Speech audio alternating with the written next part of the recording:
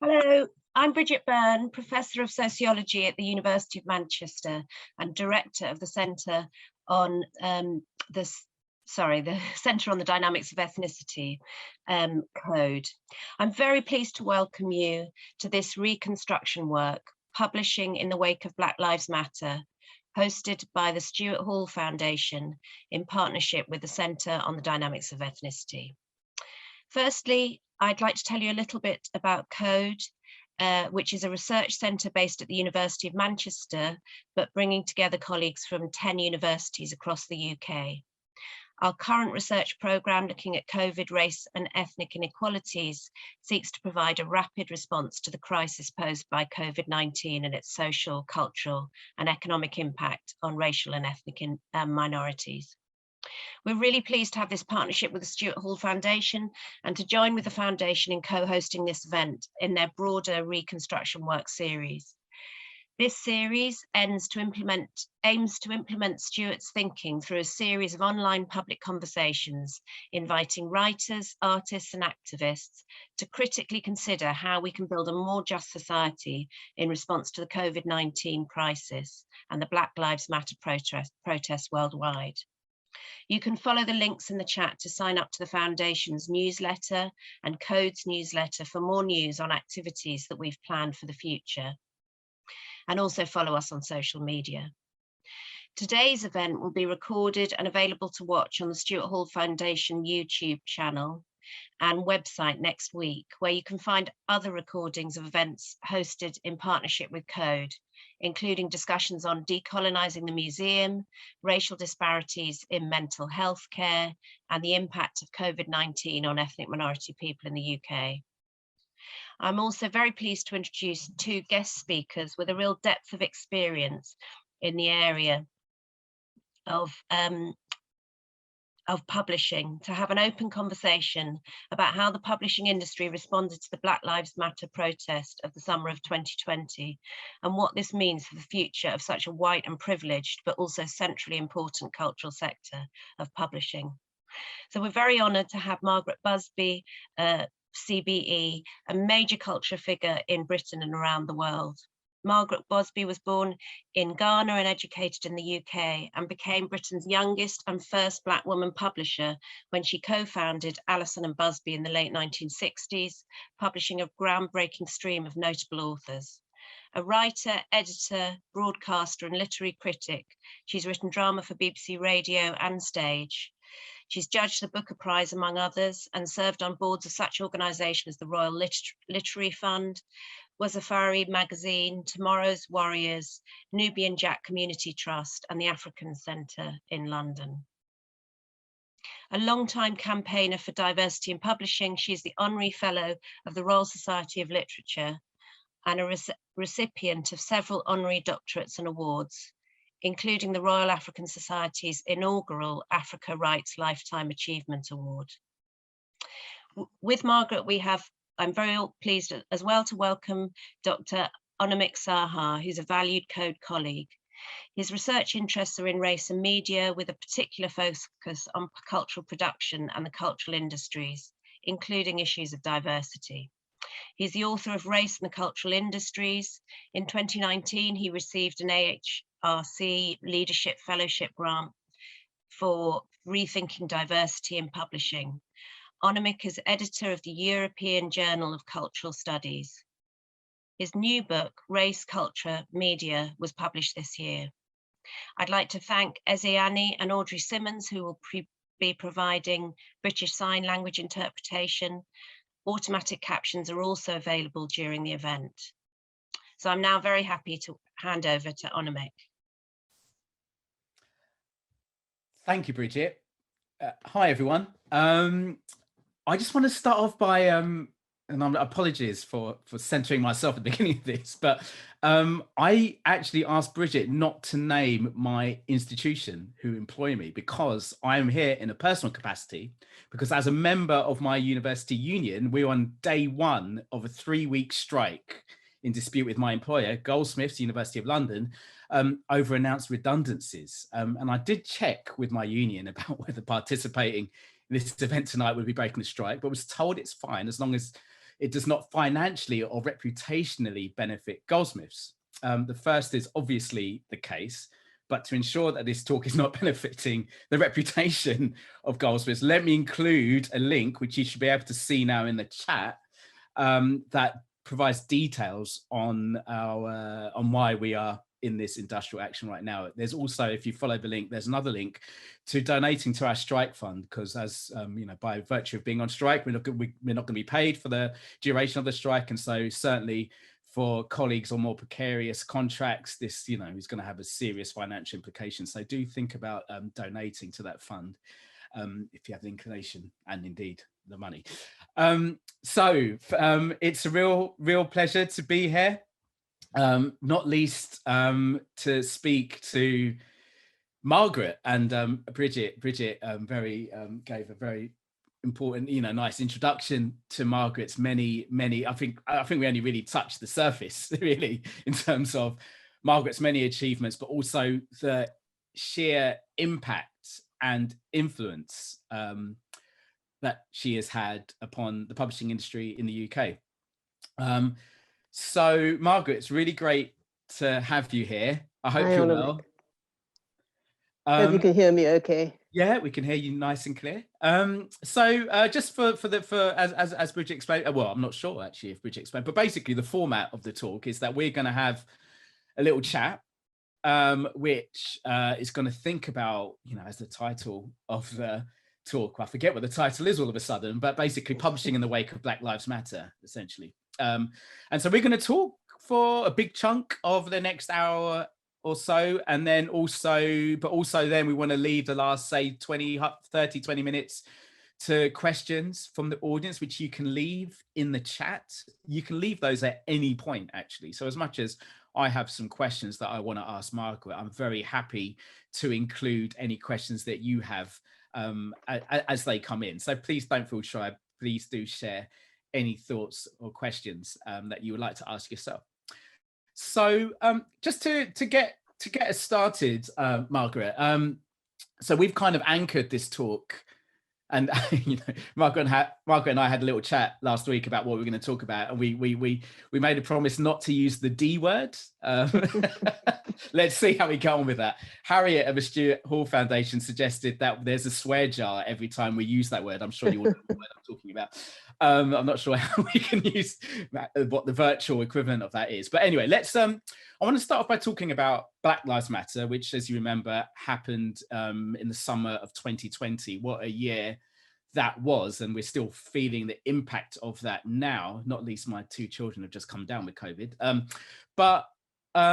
What was really, you know, what I found fascinating as someone who researches media, it was really interesting to see the media and cultural institutions and organizations release statements in favor of Black Lives Matter. And this was particularly the case in publishing. And if it's right with you, Margaret, I'm just going to list some comments from the core publishing industry. So for instance, CEO of Penguin Random House UK, Tom Weldon, in a statement in an open letter that he'd sent to colleagues in Penguin Random House, but also was shared publicly, he acknowledged, and I quote, the systemic racism that Black people and indeed all people of color face daily, before he went on to outline the company's commitments to inclusivity and creating a, quote, culture of belonging and publishing books for everyone by everyone.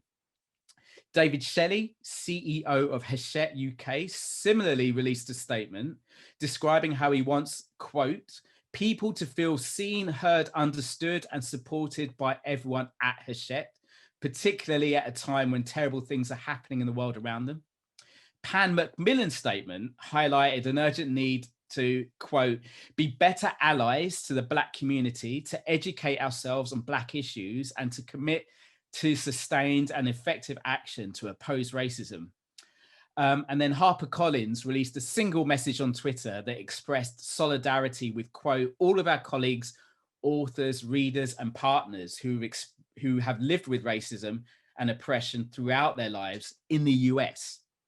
The intention here is not necessarily to analyze those quotes, you know, kind of meticulously kind of deconstruct them, but rather actually, if it's all right with you, Margaret, I'd like to ask you two questions. One may be pitched at a more emotional level, and then and the other at a more intellectual level. So firstly, how did you react emotionally to those statements as they were released by these publishers? I'm sure you know many people inside of those houses. So I'm kind of interested to see what your emotional reaction to that is. And then secondly, and you can, well, saying that, you can take these in whatever order you want.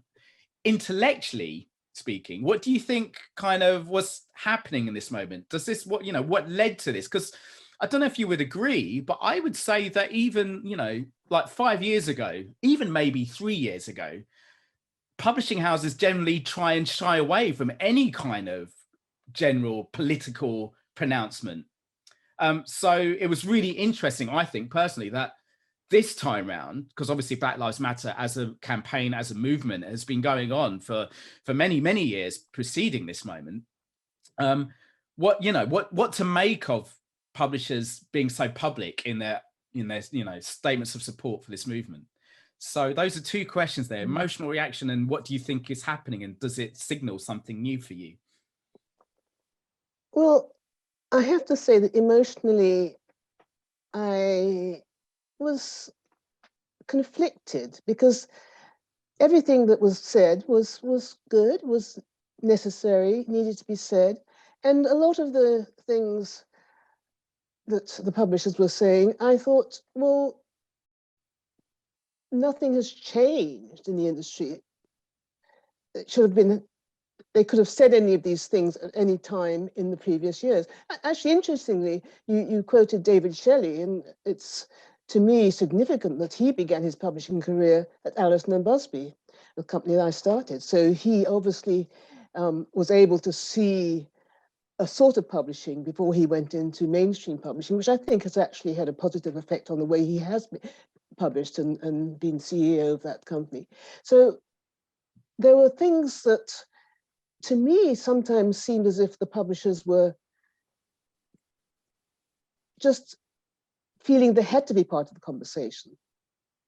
They wanted to say something because it was expected of them. But I am still waiting to see, in many cases, what has changed that the publishers are actually doing to back up those statements. Does that make sense? Yeah, absolutely. Do you feel, I mean, just as a side note, because I'm here representing Code, we recently did some research, which included a survey of Black, brown, and other racialized people trying, who work in creative and culture industries or trying to get into these industries.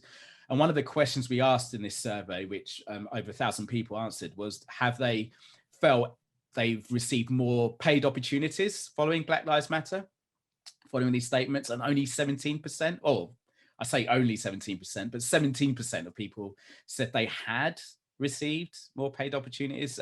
You can read that either way. I don't know how you would read that, Margaret, whether that's, a terribly low number, only 17%, considering these bold pronouncements, or whether that's actually quite good. Actually, there was some kind of economic redress going on there. Do you feel like, I mean, the other, I think Allison and Busby started in, was it 1967? Was that?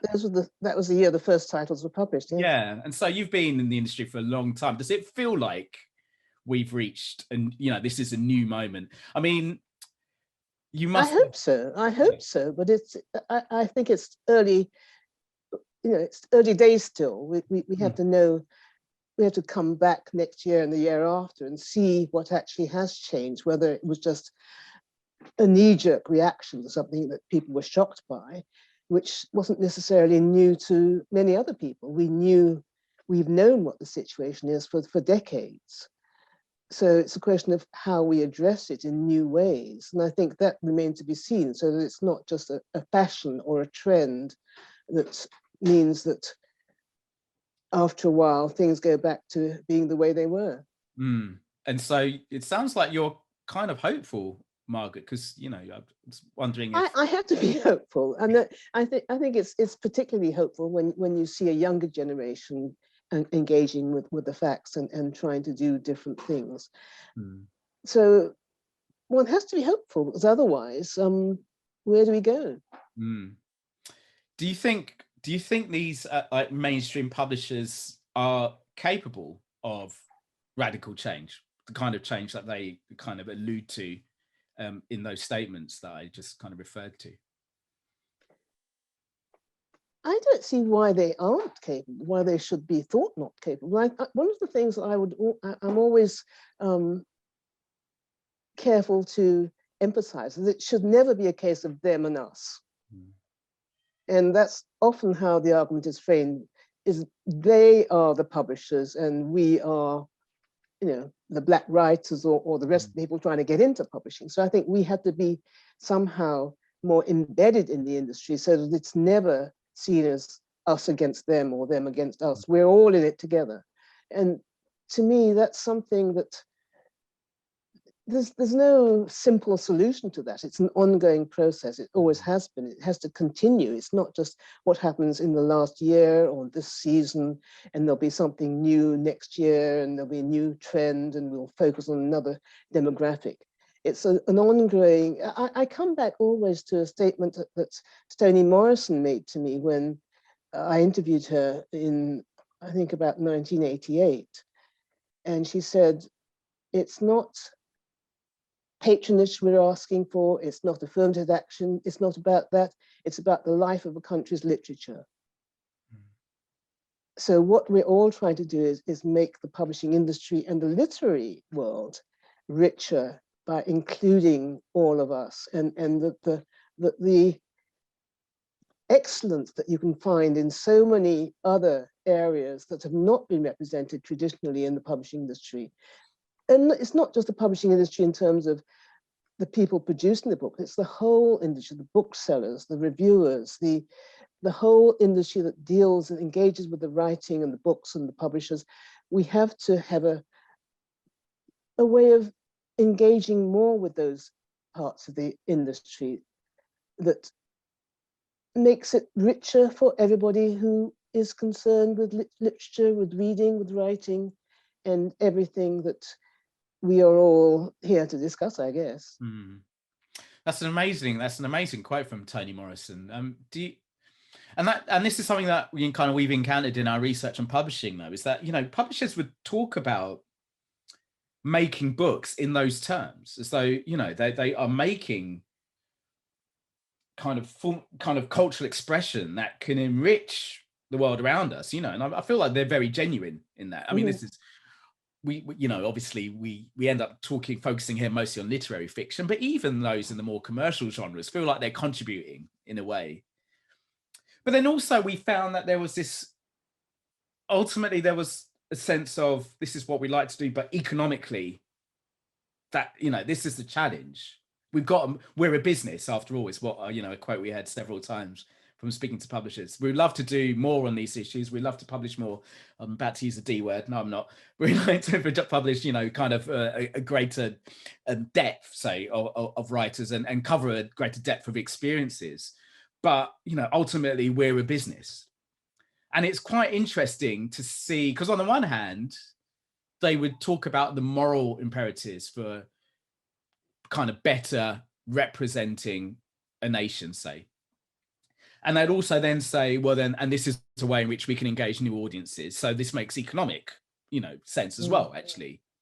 But I was never convinced in my research that they really believed in the economic value, let alone the cultural value of books by, as an example, let's use in the case of this talk, writers of color, though, of course, this extends to other writers from underrepresented communities. And I'm sure that's something that the kind of economic value is something that the economic question marks, if you like, or economic uncertainty over publishing authors from underrepresented communities is something that you've encountered, or that attitude rather. And so how have you, what's your own, A, what are your feelings on that? And B, how have you responded to, that classic, we really, this is a really great manuscript, but we're not sure there's an audience for it, or we're not sure how to place it, or we're not sure, how to market. Those sorts of arguments, they're based on sort of fallacies. One of the fallacies is that Black people don't read, or that white people don't read books by Black writers.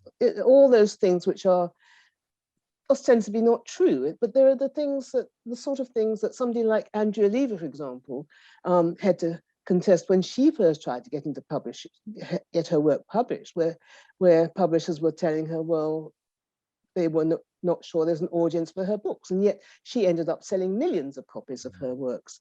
So it's a question of, and I don't, the assumption is that I'm a Black person, I like Black writers, I read Black writers, but do I not read white writers? Do I turn off the radio if it's a white voice? No, I mean, we all have to be able to engage with things that we find excellent wherever they come from, and that includes Black writers. And it's not simply because a writer is Black or of color or from a certain demographic that you have to assume that the audience is going to be from that same demographic. Isn't part of the problem as well, though, what is deemed excellent or of quality? Because, publishers will always say as well, we will, if it's good, we'll publish it. But obviously, not obviously, but what is good? Clearly, that is obviously highly subjective. Often, especially in literary fiction, what is good is deemed is made sense of in relation to a canon, right? A canon of great literary works that that's formed over time. And I don't think it's too provocative to suggest that canon has been constructed by people of a particular status, class, privilege, right? And in fact, the canon is used to maintain their status and privilege. So do you think, so it's always a bit of a challenge when we start talking about notions of good, excellent, quality, especially when it comes to, writers of color, because actually, those authors are excluded because they're not being deemed of having sufficient quality, right? If you dare to go against the grain, if you dare to kind of, write in a more vernacular style, then, you're not going to get the, for want of a better word, patronage of the white publishing industry. So, yeah, I've always find it a challenge to talk about inequality in those terms, because it's so loaded, right? And well, I think when you said the white publishing industry, that says a lot, because it's not a question of only a question of who's writing the books. It's who's choosing the books, who's editing the books, who's promoting the books, how are they being promoted, what is going on the covers of those books, where are they being sold. All those things affect how well a book does. And if it's simply a white industry that comes from, a similar background educationally, or the curriculum that they've been exposed to makes them value certain sorts of writing above others, then of course you're perpetuating a system that already exists. So until that changes, and it's in the same way as when I began publishing, a lot of there were some books being published from the Caribbean or from Africa, but they were usually in the educational series published by Heinemann or Longman or Macmillan. And again, there was a feeling that you had to have a glossary. Things were in italics, or there were notes. Whereas, coming from Africa, I read a book by whoever it was, or poems by Wordsworth. There's no glossaries to tell me what a daffodil was. So the assumption is that a certain sort of canon, as you say, a certain background is the criterion by which everything else is judged. That is what the problem is. So we need to have I'm about to use that dreaded word, but unless the people doing the choosing, doing the editing, doing the promoting, all those things come from a variety of backgrounds in terms of whether it's ethnicity, age, gender, locality, you are likely to get the same outcome every time, which also applies to judging prizes. If all the judges are always from the same sort of background, then you're likely to get the same sort of winners year in, year out. So it's a question of trying to, as Tony said, make things richer so that there's more of a choice. People who want to read a book can choose to read a certain book. People who want to publish a book can say, well, these sorts of books are books that I connect with or I engage with more than those. And it's not simply because I'm from the same demographic. Any more than... One of the... Yeah. Sorry. Go ahead. No, I don't mean to interrupt you. Were you're about to finish? I didn't think I was going to say anything profound. I was just well, I mean, you raise an issue that again is something that we really wanted to. I wrote yet another report, Margaret, on the state of publishing in relation to the D word. I'm sure you have, you've pretty much seen them all come and go. I don't imagine... every decade. Your heart probably sunk a little when you saw it. One of the things I like to think that we did, that we added, was to draw attention to the different stages of production. So as you've alluded to in that quote, it's not just about acquisition and commissioning, but it's also the cultural critic, those cultural critics who kind of legitimate culture, if you like, who tell us what is good. It's the booksellers as well, the retail, those spaces. I definitely want to speak to you more about your experience as a critic writing reviews, because I think that's a very neglected issue here.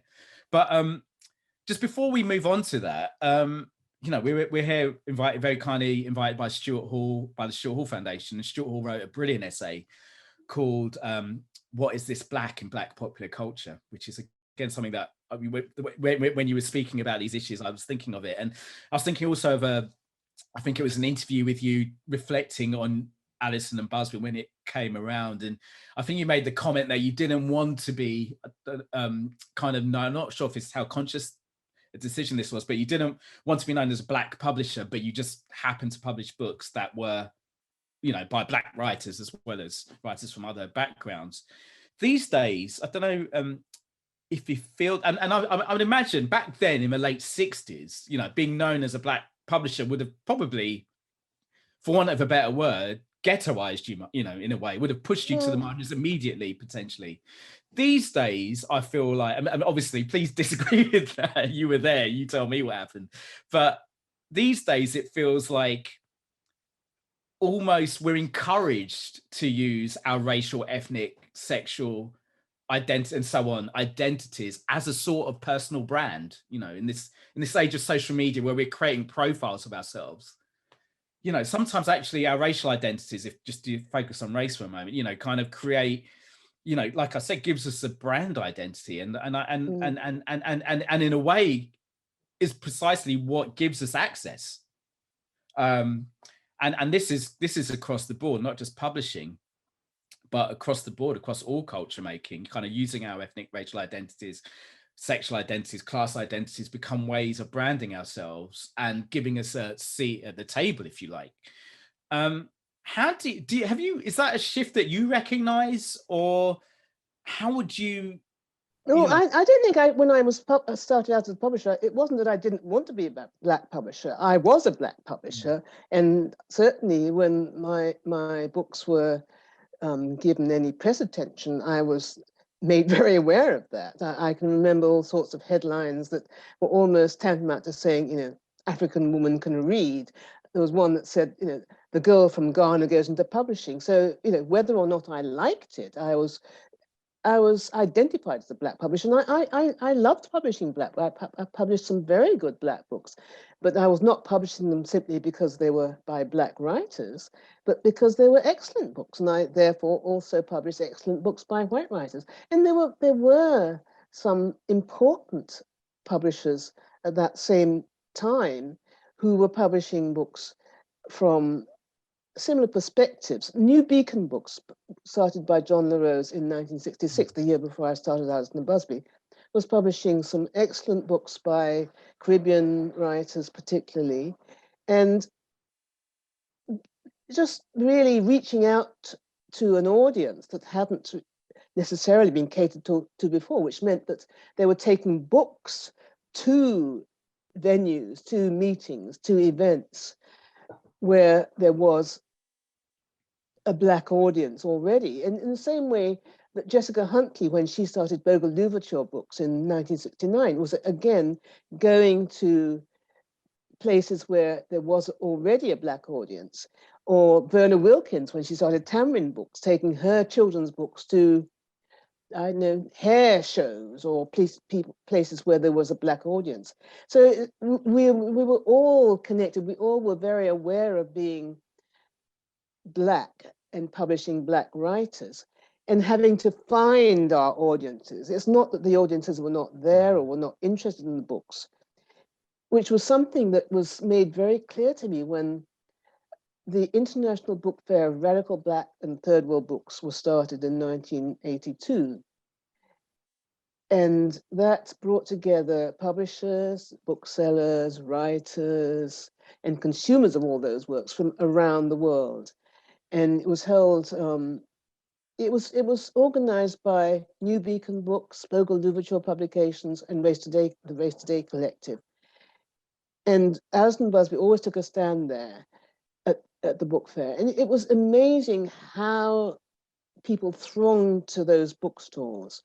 I mean, you would not see as many people in Smith's probably in a year as you saw in the Black Book Fair in a couple of days. And that was because people knew that those books were things that they were likely to connect with. You were not just going to be relegated to a shelf in a national bookshop that had Black books. It was everything there was something that you felt you might connect with, not necessarily simply it was by a Black writer. So I think it's the feeling that we have to feel we're being involved. We're not being excluded, we're not being marginalized by people saying, well, this is not for you. We're doing you a special favor if we publish your work. So that was the era that I started publishing in. We were publishing good books. Many of them were Black because those are the books I connected with, perhaps. But there were, above all, books that were books we thought needed to be published, books that had value, books we wanted to tell people about. And that was the reason that we were publishing them.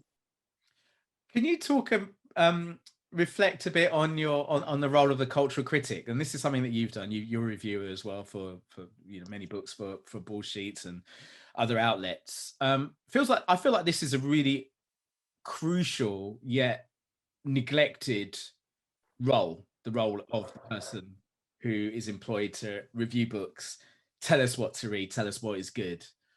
I feel like when it comes to writers of color, they I'm sorry to express it in these terms, but they can be commodified and can make money for publishers. Mm-hmm. Critics are, it's a different role and you're commodified in different ways. Was that something that A, you always wanted to get into, and B, how difficult was it to be taken seriously as a critic, as a reviewer of books? And would you agree that this is a really kind of crucial kind of sphere, if you like, or role rather? I think it really is important that there are representatives from every community within the world of criticism, that writers of color may be reviewed by critics of color if need be. But it's not that I chose to be a critic in that way. I was approached. In fact, there was a period where I was being asked to review quite a lot, and I realized that I was only being asked to review books by Black writers. It was as if that was my expertise. It wasn't that I was a good critic. I was an expert in being Black. And that's fine. I am Black, but it's not the only thing I know about. I like music, I like chocolate, I could talk about all sorts of other things, but I was not being asked to. So I think we have to think about who is asking the critics to be the critics as well. And there's sometimes I was asked to review books that I realized I was not meant to be reading those books. There were books being written about Africa, for example, where the writer did not expect an African to be reading those books. You could tell by some of the things that were being said. So on every level, it's been an interesting journey. And I think now you see more people being asked to review books by people like themselves or people from a different demographic than happened in previous decades. And I hope that continues, because it's necessary to see different takes on different perspectives of how people read, how people understand, how people experience books. And they, I guess, and they kind of play this role in legitimating culture, right? And what is supposedly, like I say, establishing what is good or what is of value. And it feels like if if the people who are writing these reviews, all come from the same part of the same strata of society, then this is going to have a real negative impact upon, once again, people from underrepresented communities. You also in the comment preceding the one preceding the last, you kind of alluded to kind of audiences, and I just wanted to get your kind of sense of the role of booksellers in all of these, in addressing kind of inequalities, the importance of certain independent bookstores, but also the extent to which they might reproduce or do in fact reproduce inequalities. I mean, it's been quite an interesting time with the pandemic, because I think actually, as much as obviously businesses took a tremendous hit, but also we're seeing this trend of kind of more independent bookstores actually emerging that perhaps arguably do a better job of serving their communities than some of the high street retailers, and of course Amazon. I mean, what are your, I guess, what is your view of how books, especially books by writers of color and Black writers, are being sold in these spaces, and what are the kind of contestations within those spaces? To what extent are they successfully reaching out to, let's face it, some of the most deprived communities in the country? Just generally, what are your thoughts on? I think it's important to support independent booksellers in the same way as it's important to support independent publishers, and they're usually smaller than the mainstream ones, simply because you have a better chance of a wider spread of titles. You're not only going to get the obvious bestsellers, perhaps, who are given the space. So I do think it's important to support those booksellers and publishers, and they're the ones who precisely, those are precisely the ones who've probably been doing the right thing all along anyway, because there are so many, well, not so many, there are quite a number of independent publishers who've been publishing good books, well, from interesting different communities in different ways for a long time, and they've had to struggle against the major companies in terms of getting space in bookshops and so on. So those are the problems that I think are faced by the independents. They're up against the competition from the big guys. So I'm all for, and I think, well, I'm probably not the person to ask, because I'm from a different generation, but for the generation who use the internet a lot, also will know there are advantages to that, and being able to publish on the internet has its own pluses and minuses, I suppose. I mean, you probably know more about all of that than I do, don't you? Yeah, it's I mean, it seems to be a way in which you can kind of circumnavigate the industry. You don't have to go through the hoops in order to reach audiences. There's something about digital in the way that you can directly kind of engage. It's kind of interesting because on the one hand, as you said, and we had this many times, and obviously I fundamentally agree with this, just because I'm say an Asian writer, it doesn't mean only Asian people can read my books, right? And I would like, if I wrote novels, I would like them to be read by everyone, obviously. But by the same, you know, when we started doing this research on the publishing industry, we were expecting to encounter people in marketing, right, who would say things like, well, this book's by a Black author, so we reached out to the Black community, you know, and we were ready to get really indignant about that. You know, why would you just kind of contain a writer in that way? But actually we found the opposite, because quite frankly, these publishers don't know how to engage with these audiences. And so all they can do is try and sell this book by a Black, Asian, you know, queer author, working class author, to their usual, you know, the audience they know, who are the white middle class, you know, audience.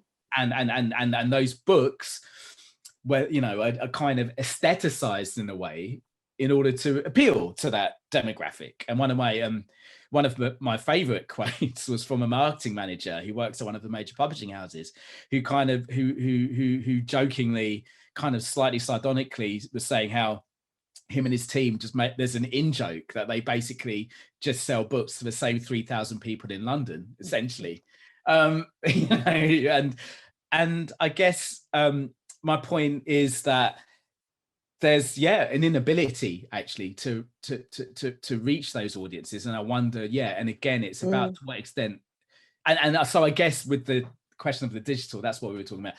You know, there's an ability then to kind of actually directly engage with those communities in a way that perhaps was more tricky before. And I think it's also, it comes back to that them and us thing.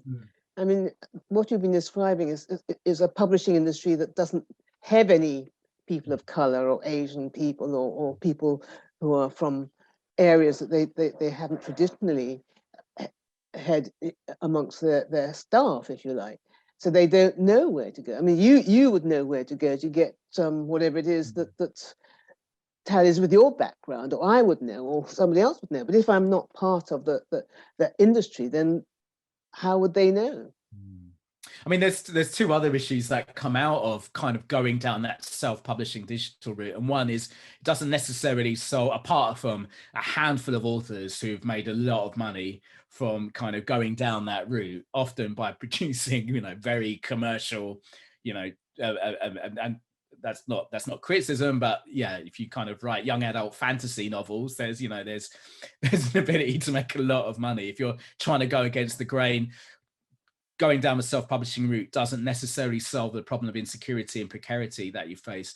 But also for a lot of writers, we found as well that they like the, you know, they like the legitimacy of that comes with, you know, and I use that put that in scare quotes, that comes with being signed to a publisher. Then you feel like, it's only then that you feel like a proper writer, which is, you know, it's kind of interesting.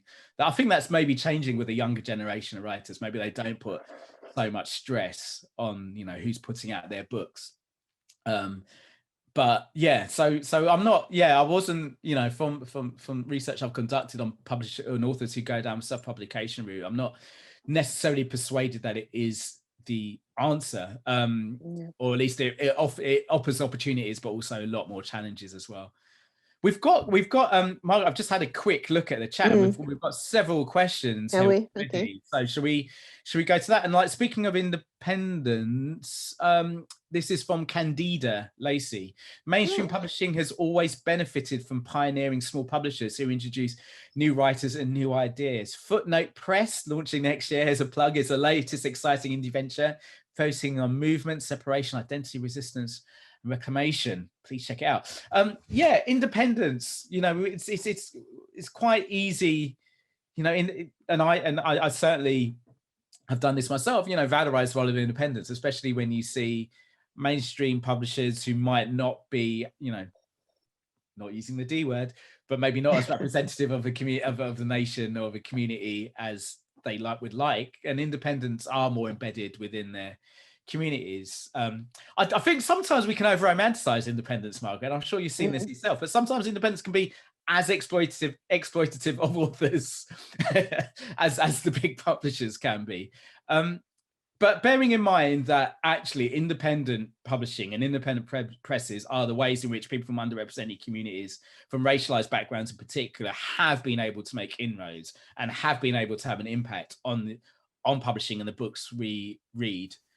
What would you kind of, what support would you, what can we do to facilitate, you know, kind of independence and that scene of publishers who, you know, let's face it, are more likely to go against the grain, produce, you know, kind of more committed to producing more radical voices, and neglected stories? Have you thought about what it would, you know, what support is needed?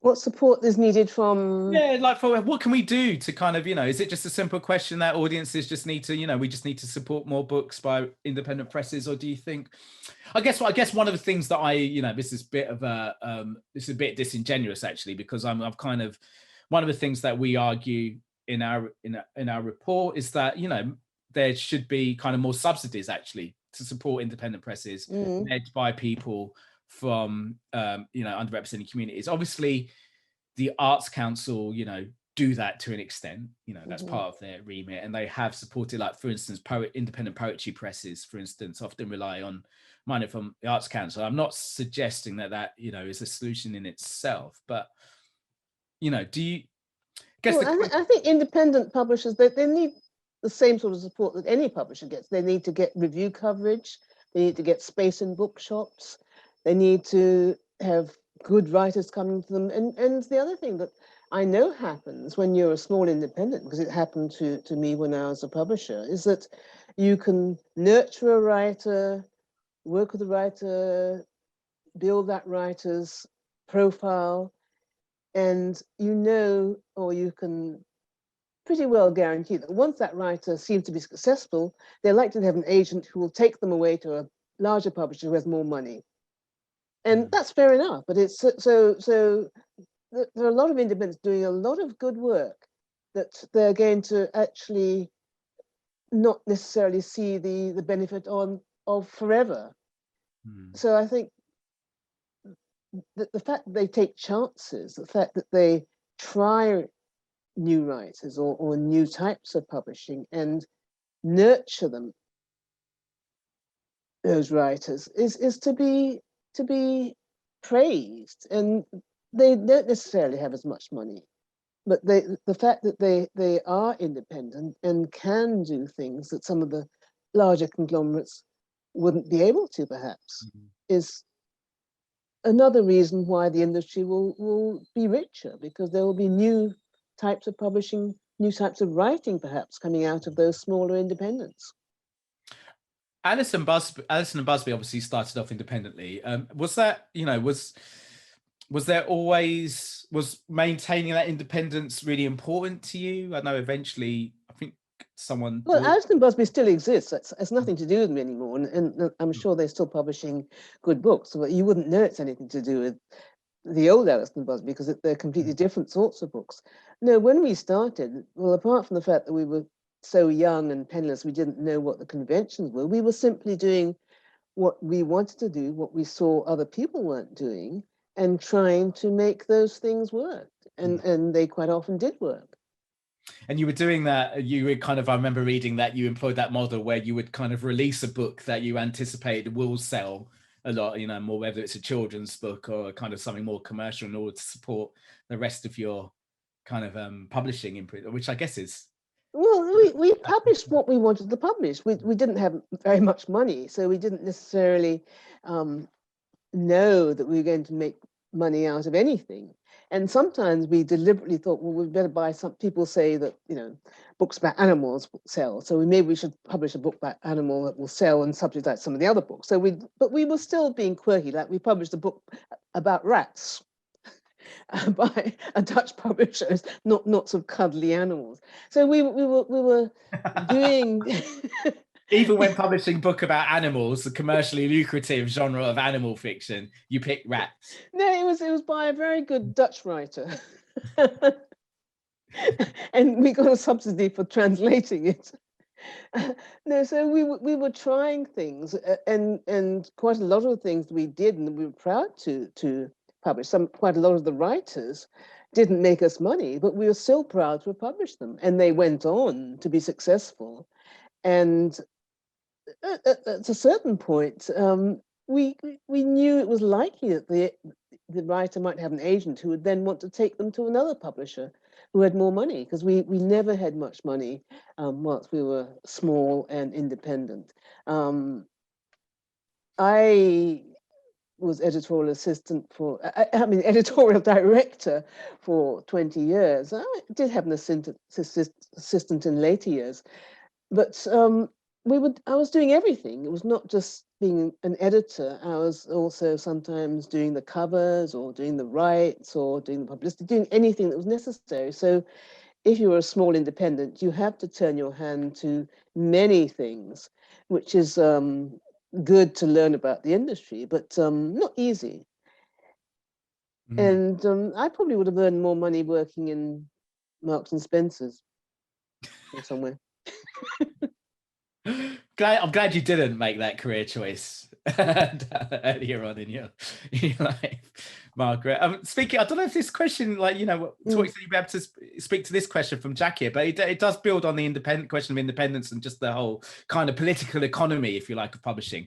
Jackie says the DOJ just sued to block Penguin Random House from buying their competitor, Simon & Schuster, if you remember, that was in the news a year ago. Can you discuss the effects of conglomeration on the range of books that get published, especially with writers of color in fiction and non-fiction?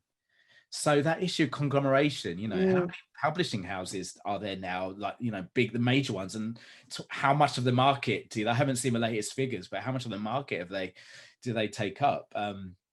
Is that a threat, do you think, to following on Jackie's point? Is that, you know, a threat? Well, I'm not sure that I mean, you have to remember, my publishing experience goes back decades, so I may not be the person to be commenting on what's happening up to date, but I can certainly remember having conversations with Toni Morrison when she was an editor at Random House. And one of the things she found working for a large mainstream company was that she had to make sure that if she was going to publish a Black writer, that writer was going to be successful. Otherwise, the narrative would become Black writers don't sell. So I think perhaps that is what happens. The larger the company is, the more, you know, one sort of book is taken to represent all books from that area. So that may be more difficult. I don't know. I mean, you can probably answer that better from the research you've done. Go on, tell us something. Well, you know, I teach media studies, so, you know, issues of conglomeration and media concentration is our bread and butter. But it's you know, sometimes, you know, sometimes it's a bit too easy to say that independents publish radical things and major media corporations, you know, kind of just publish standardized tats, right? And, you know, it's much more complicated than that. And there's people within those houses, not least, you know, people who we interviewed who are doing really, you know, creating really beautiful books and works of art and culture.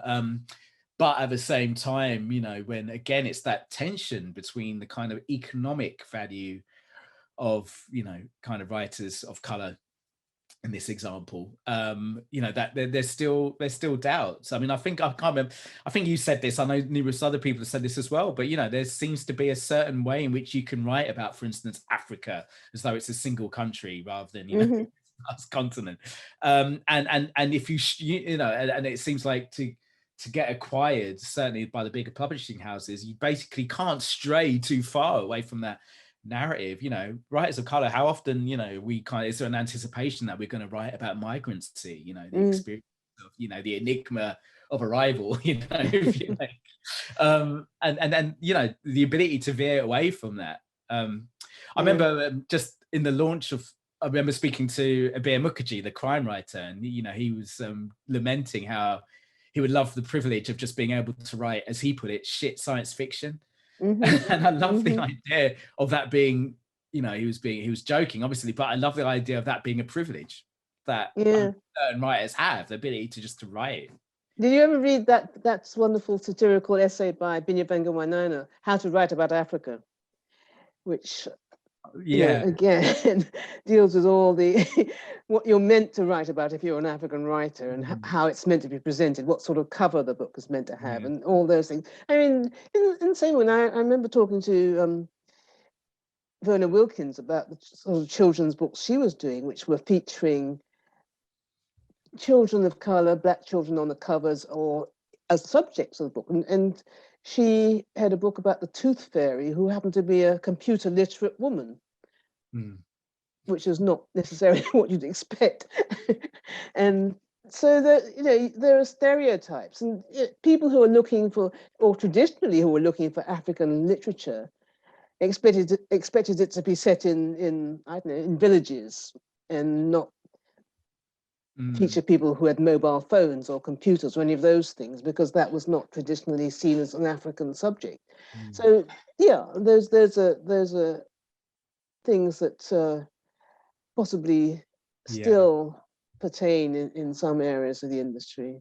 Yeah, I love Teju Cole's writing on that actually, and he calls out with that that you probably heard it a lot, that idea of first world problems, and he's saying that this is highly patronizing. Don't think that people in Nigeria don't also complain about mobile phone connections, or or just like instant noodles to pick that day for their dinner. I think was an example he used. You kind of we've had a few questions that kind of question about how to call out the mainstream publishers and what kind of suggesting what forms of activism are needed, but you seem to be quite clear that you don't really want to get into a them and us kind of. Well, I think a lot of us, if you like, don't think it's the done thing for us to be in the industry. I mean, I remember being at various events when I was promoting the anthology I did a couple of years ago, New Daughters of Africa. And quite often, it might have been a mainly Black audience, and I'd ask people to put up their hands if they want to be a writer. Most of the hands would go up. I'd say, put up your hands if you want to be a publisher. Nobody would put up their hand. And I think that is what I see as the problem, that a lot of people want to be involved with writing and literature and books, but not necessarily from the publishing side as much as I would like that to be. And it's not necessarily my problem to solve it. Yeah. I mean, publishers are kind of acutely aware of. I always think of Greg Dyke when he's talking about the BBC, and he once described the BBC as hideously white. That was his quote. I feel like the publishing industry is similarly aware of its hideous whiteness. But one of the things that I kind of you kind of mentioned a few times, we need obviously we need more people from these underrepresented communities, from racialized backgrounds in particular, in these companies to help decide what culture gets made, if you like. I do wonder though, like to what extent those individuals have the autonomy to make those kind of decisions. Often again, sorry to kind of turn it back to academic research, but something that we find is that once you get in, there's let's say you get a job as a commissioning editor, that's something you've worked, you've always dreamt of being, but then you kind of anticipate when receiving manuscripts and deciding which ones to pitch at the acquisition meeting, you're kind of thinking of what your publisher will like, the person above you, rather than what an audience might like, or even what you like. It's sometimes, in order to kind of stay in this game, for want of a better phrase, you need to, it demands a conformity. So actually, one of the things that I've certainly kind of thought about and questioned is whether kind of having more Black, Brown, Asian people, so on, in these industries is enough to actually kind of widen the regime of representation, to use Stuart Hall's phrase, in terms of the books being made. But isn't it also the responsibility of those people running those companies to think, well, isn't there something we could learn? It's not just a question of people we have who below us conforming to what we were already doing, but what do we not know that we can learn from actually engaging, promoting, involving people from a different community that hasn't traditionally been involved? It's not that because we've been not marginalized, we have marginal experiences, or we have excellence amongst us, which we can share if we're given the opportunity. Yeah, and I guess it's that, you know, the challenge or the danger when this kind of, you know, as much as, again, going back to those statements at the beginning of this talk, those Black Lives Matter statements, is that, yeah, when it's the criticism a lot of these organizations received was that this was a performative, you know, disingenuous performative gesture, and sometimes the fear is that, and we've had a question here, you know, about, you know, when kind of race becomes a commodity, especially as an artist, you know, sometimes these become ways for publishers to kind of feel, again, I'm trying to avoid the them and us trope, Margaret. I think, you know, I am on board with that, but Yeah. sometimes it's a way in which the dominant culture actually maintains its status by saying, look, you know, by appearing to include well, that's it. I mean, it's not about box ticking. You know, I see quite recently, so often, you know, just looking at whether it's the bookseller or some industry publication where people are saying, "Oh, look, we've got a wonderful new writer of color." Well, that's great, but that's all. You know, it's always been possible to say that, and that there are publishers who take on all sorts of wonderful writers of color and from other demographics without making a song and dance of that. So you wonder whether it's become a question of saying, "Look how good I am." I'm taking on somebody who's not like me. And that, to me, is tantamount. Okay, you go to a party, the party is full of people, you know, not like yourself. You know, you're black, you go to a party full of white people, or vice versa, you're white, and you see somebody of a different ethnicity, and you say, I'm going to be nice to that person over there. You know, it's not about them, it's about you. Yeah, get that question of legitimation and yeah, I just wonder what it will take, because it can be very alienating, to use your analogy, in that party, like it can be in a publishing house where you don't see people like yourself. You know, we've been at Code, we've been doing this project with Creative Access, who I'm sure you know, who have, you know, had a tremendous impact in kind of getting people from marginalized communities into the publishing industry in particular. I mean, God, publishers, you know, they sound so grateful to have Creative Access to help them, because they've no idea how to reach out to these particular young people. I do, you know, my fear is, though, well, you know, one of the issues, often these issues get talked about in terms of access, but the other issue that doesn't get talked about is retention, who stays, who decides to stay. And I do worry sometimes the extent to which, you know, when we did this research and we go into these publishing houses, there were people of color in them. They all looked very young. I'm not going to assume they were all interns, but I'm guessing a lot of them probably were. And you know, I do wonder. I couldn't help but think that if I would return, if me and my colleague returned 5 years later, how many of them would still be around? You know, something that, yeah. Yeah, I mean, that's the other thing. I mean, retaining people who've actually ventured into the industry. And I was involved in the 80s in an organization called GAP, which stood for Greater Access to Publishing.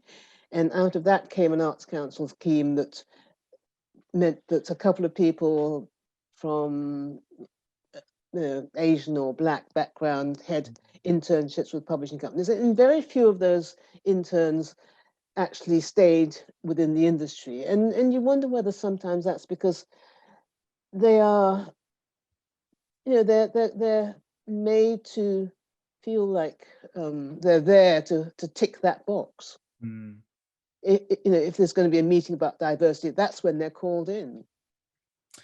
Yeah, there's a lot of similarities between publishing and academia, let me tell you. We got to wrap up, actually, and there's a question here. I just want to finish up. There's a question here from Heather Marks, which kind of goes back to the independent question. So Heather asks, how do you compete as a small independent publisher? We're a team of 2 compared to the big publishers. When you want to champion books, authors you believe are prizeworthy, when you want to publish a Black author or writer of color and not concede to a white gaze, while being conscious of the established publishing industry's tendencies, ways of noticing writers. And I think, you know, this is a really big and important question, maybe, that to finish off on, actually, you know, and how do you, because these seem like the crucial issues, actually, that Heather's kind of articulating here. So yeah, for instance, how do you publish a black author or writer and not concede to a white gaze? I mean, I don't suppose you have an answer to that. Well, I mean, the thing is, you know that you have your own energy that's going to keep you going. That's what fuels you. But it's, again, a quotation. Let's go back to the party. If I'm not invited to your party, don't ask me why. Ask the person who's giving the party.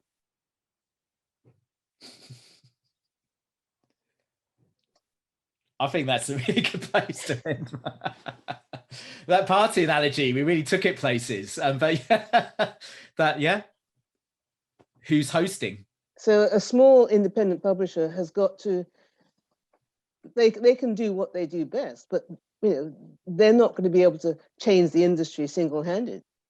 Whether it's the books pages, the bookshops, the outlets to publicize what they're trying to bring to the wider audience, that they can put as much energy as they can into doing that and nurturing the writers and going to the outlets they know, which include the independent shops, New Beacon Books, or wherever, who've been specializing for decades in giving support and backup to precisely those books that don't get into the major mainstream booksellers as well. So, but those large corporations are the ones who perhaps have to see who else should we invite to our party?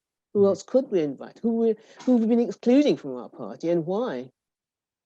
What can we do to let them get in the front door? Not stop. I've been to events where, and I'm talking about within the last few years, where I've gone to some place that's not expecting to see somebody looking like me and been stopped.